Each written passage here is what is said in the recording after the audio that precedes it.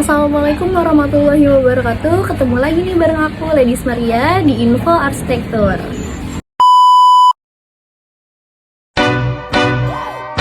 Hey, Billiard. I got so much. Are you ready, kids? Aye, aye, Captain! I can't hear you. Aye, aye, Captain! Oh! Fucking design on right now. Break it down, bring it back, make it clap. I got 3 old thoughts, new block, where that damn bitches on my line, and you know Tentunya kali ini aku nggak sendirian karena aku ditemani salah satu arsitektur muda lulusan Universitas Muhammadiyah Jakarta. Kita sambut Miko Elvandi.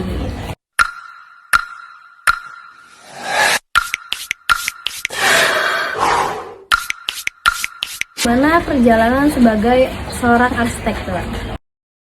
Apakah semasa kuliah kakak mengikuti sayembara apa yang berkesan menurut kakak? Ketika dulu kuliah kan emang waktunya kita kebetulan kelas karyawan. Jadi kalau ikut sayembara itu waktunya kurang karena kan selain kita kuliah kita harus kerja juga kan di kantor. Tapi setelah lulus kuliah itu baru mulai ikut coba sayembara. Ada beberapa yang paling ini sih waktu itu interior kalau nggak salah. Jadi ngedesain area yang kecil atau kolong kecil yang dengan fungsi yang maksimal gitu waktu itu. Terus untuk setelah kakak lulus arsitek, apa yang kakak lakuin? Ketika lulus dulu kan saya ya dulu kerja di salah satu kontraktor. Nah setelah berjalannya waktu ternyata kurang nih secara passion kan nggak cocok nih dari arsitek ke kontraktor walaupun banyak, tapi dari situ akhirnya pindah ke konsultan arsitek, konsultan interior di daerah Cibubur. Kalau boleh tahu nih kak, siapa klien pertama terus kakak ngerjain proyek apa?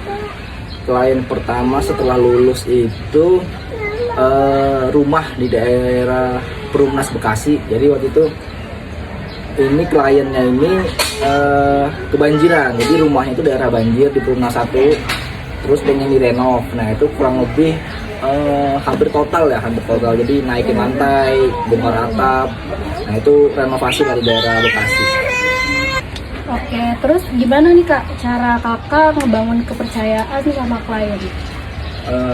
Soal kepercayaan gini, jadi klien itu percaya ketika si desainer atau arsitek ini udah punya portofolio gitu.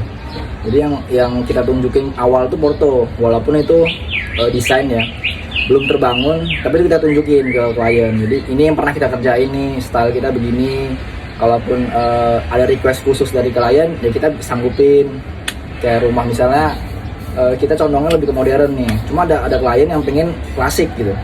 Gak apa-apa, kita terima, kita tampung, kita coba konsepin lah gitu. Nah itu salah satunya caranya. Kedua emang kalau awal-awal yang merintis itu mungkin sih dari kenalan ya lebih ini, karena kan klien itu ketika dapat rekomendasi dari kenalannya, temennya atau saudaranya gitu, itu lebih percaya gitu. Jadi kalau yang secara umum banget agak sulit kalau untuk di awal ya kan merintis. Lebih seperti itu. Terus kalau menurut kakak penting menjaga hubungan dengan klien setelah proyek selesai? Itu mungkin bisa dibilang 50-50 lah ya. Ada kalanya memang yang kita harus ngejaga nih klien ini, kayak hubungannya itu ada keberlanjutannya lah gitu. Karena kan misal nih contoh ada klien yang dia ada beberapa rencana gitu, ada beberapa proyek yang ingin dia bangun gitu kan. Nah di awal biasanya mereka pengen nyoba dulu nih satu kita kerjain, baru next dia ada lagi. Nah itu mungkin yang seperti itu mungkin perlu ya. Tapi ada kalanya juga yang emang mereka pun menutup gitu ketika sudah kelar selesai proyek, udah kayak nggak mau apa ya, privacy mungkin lah ya, mungkin hubungannya ke privacy, mereka nggak mau terlalu mengenal banget gitu. Yang lebih sih gitu. Oke teman-teman, banyak sekali informasi yang bermanfaat dari narasumber kita hari ini. Dan bagi kalian, jangan lupa tonton terus Info Arsitektur. Jangan lupa like, comment, and subscribe.